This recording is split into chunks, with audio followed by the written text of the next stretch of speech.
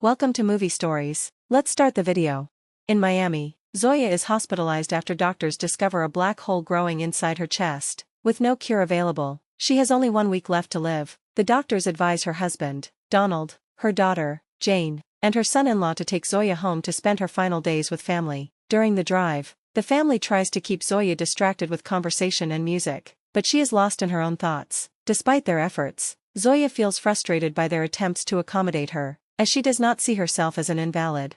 The next day, they visit the publishers responsible for their science books, who mistakenly believe Zoya will recover and wish to discuss the last chapter of her unfinished manuscript. After that, they meet with the family lawyer to prepare her will and handle other necessary paperwork. In an effort to help her relax, the family takes Zoya to the beach and a massage parlor, but these outings provide little relief. Eventually, Zoya visits her mother, Sandra, at a retirement home, where Sandra silently watches television. Frustrated, Zoya steps outside to eat a piece of fruit on a bench. At that moment, another resident approaches, and Zoya warns her just in time to avoid bird droppings. When the woman asks how she knew, Zoya reveals that she has been reliving the last week repeatedly by taking mysterious caplets she found as a child. Each time, she wakes up in the hospital, and her family goes through the same motions, including this encounter with the woman. On the last day of her week, her family surprises her with a birthday cake, and she pretends to be surprised. However, her nose begins to bleed, prompting her to hide in the bathroom and take another caplet to reset time, causing her to vanish. When she next encounters the old lady, she saves her from the droppings but keeps the secret of her time resets to herself. While visiting her mother again, they watch news coverage of the last remaining one-horned rhino on Earth arriving in Miami. Zoya tells her mother that the rhino will die by week's end, but it elicits no reaction. Frustrated, Zoya neglects to warn the old lady about the bird droppings. As she walks away, Zoya accidentally bumps into Paula, who drops her things. Zoya is surprised to see Paula reading one of her old books and learns that the retirement home has a library filled with donated books. Many of the books were once Zoya's, which had been left behind by Sandra. Paula shares that she chose Zoya's book because she is working under a professor at a university lab studying time. Before Zoya can say more, Donald arrives to take her home, and she brings the book with her. That evening, Zoya wonders if revisiting her old research might offer her a chance at survival. She cries about the monotony of her routine. Donald suggests that spending her last days in a lab is a waste of time and takes her to the living room for her surprise birthday cake. When her nose begins to bleed again, Zoya steps outside to call Paula using the number from the book. She tells Paula she'll find her soon for something significant before taking the caplet to reset the week.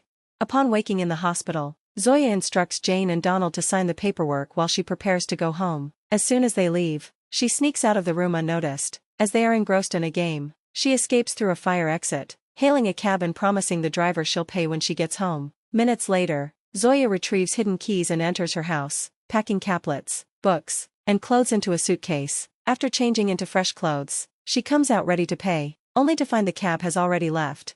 Next, Zoya visits Paula, who does not recognize her due to the reset. Zoya explains her situation, but Paula is skeptical and asks her to prove her story by holding up fingers. Zoya fails the test, prompting her to reset the week again, but this time she ensures she pays the taxi driver. In the subsequent reset, when Paula tests her knowledge again, Zoya guesses correctly about various details, revealing her familiarity with the conversation. Now convinced, Paula agrees to help, and they go to the university where Zoya explains her past research on the caplets. She recalls that she can only take one caplet at a time. Taking another immediately yields no effect. Zoya's goal is to fix her life to gain more time to achieve her ambitions. Though the lab equipment is outdated, it will suffice for now. Zoya shares what she knows: the caplets neither burn nor dissolve. They seem to exist in a state of limbo, constantly regenerating. Paula wants to observe the regeneration process, but Zoya notes that it occurs at a subatomic level. Instead, she suggests they replicate the process as she attempted in her youth. An argument arises over their approach, leading Paula to leave the lab to seek additional help. At that moment, Zoya receives a call from Donald but ignores it. Feeling guilty, she tries to leave but is surprised to find Dulsberg, her former university professor. He is delighted to see her but is shocked to find Paula searching his desk. When he becomes agitated, Paula explains that she is working with Zoya and that Zoya is kind of a student there, which confuses Zoya. Dulsberg reprimands Zoya, recalling how impressed he was with her test scores and how he believed she would achieve greatness, only to feel disappointed by her perceived laziness. He kicks them out, and Paula urges Zoya not to take his comments to heart. However, Zoya acknowledges that Dulsberg is right. She had been lazy, often passing exams by resetting time. Paula then reveals a box she stole from Dulsberg's office. It contains a nanoscopic man, a result of an experiment that shrunk a person but failed to halt the shrinking process. To work with him, they move to a cold dry aging room to prevent bacteria and mold from contaminating the box. For the tiny man, 100 years equates to mere seconds in the normal world. Paula connects the box to a transmitter in the man's suit, allowing him to receive messages and display them on a small screen. They drop a caplet into the box for analysis. After a few moments of shaking, strange code appears on the display and the connected computer. Paula confirms Zoya's theory. The caplet is in a constant state of change, cycling through multiple structures.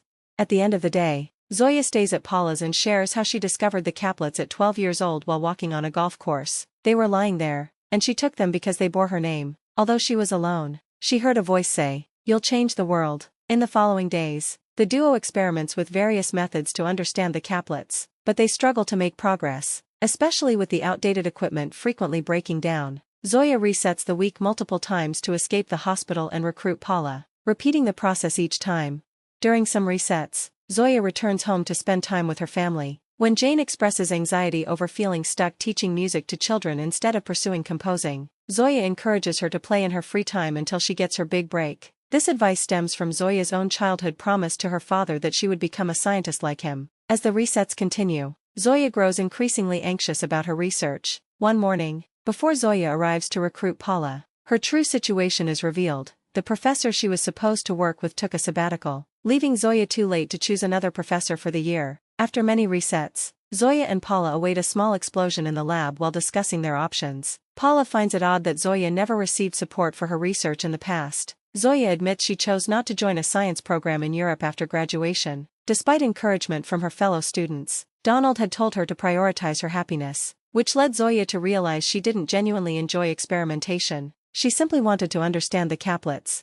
Paula inquires about Zoya's old research, leading Zoya to remember that it was left behind with her mother's belongings. Just then, Zoya's nose begins to bleed, prompting her to take a caplet and reset the week. She goes through the usual process of recruiting Paula before heading to the retirement home to search her mother's old boxes. Sandra has kept her own psychology papers and a newspaper article about research at NASA written by Zoya's ex, Mark, but none of Zoya's work is there. While pondering her next steps, a nurse informs Zoya that Donald is frantically searching for her and is in tears. However, when Zoya tries to follow, he has already left. On her way back, Zoya reflects on the day she told Donald she wouldn't join the European program. He had actually wanted her to go, and only encouraged her to pursue what made her happy after she had made her decision. After several more resets, the lack of emotional support weighs heavily on Zoya. She misses her family and finds it increasingly difficult to leave them behind repeatedly. Meanwhile, her family is preparing for her surprise birthday cake, but Zoya never shows up. She wonders if they are simply waiting for her during the resets. After hundreds of resets,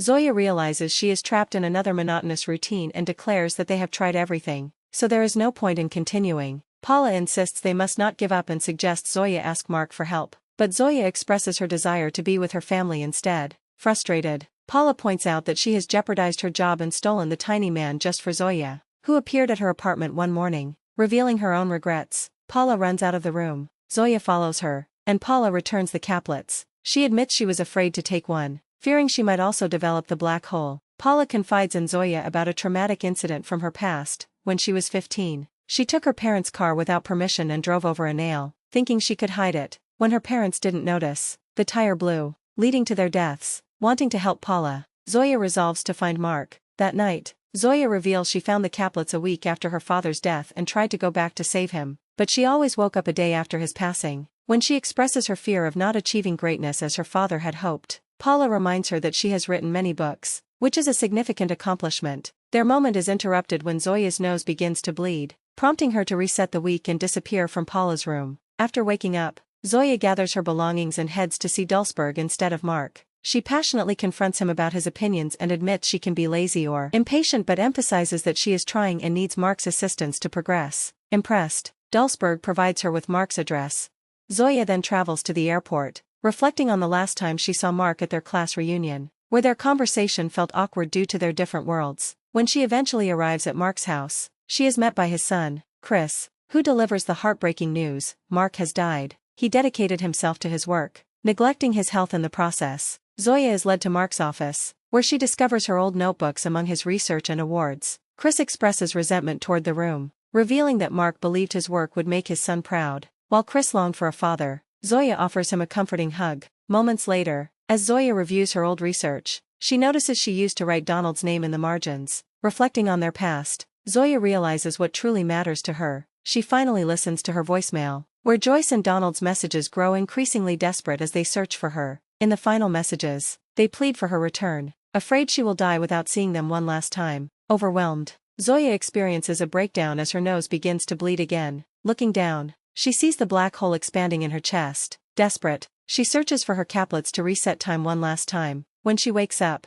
Zoya rushes out of her room to hug her daughter and apologize. During the trip home, she is more engaged and friendly, actively participating in conversations. That evening, she shares an intimate moment with Donald and asks if he believes they have lived a good life. He answers affirmatively without hesitation. In the following days, Zoya is more energetic, enjoying activities with her family. She signs her will, adding a note to donate all her books to the retirement home. She takes Donald to the massage parlor to share a moment of intimacy and has a wonderful time at the beach with her family. On one visit to Sandra, she takes her to see the rhino before it dies. On the final day, Zoya visits Paula to give her the caplets and her research. She has come to understand that achieving greatness means knowing when to pass on her work to the next generation rather than pursuing fame. Later, Paula discovers a note in Zoya's notebook with contact information for support at Princeton. That evening, Zoya joyfully celebrates her birthday with her family. This time, her nose does not bleed, and she remains present in the room. Jane brings her a present, an ultrasound revealing that she is pregnant, and they plan to name the baby Zoya.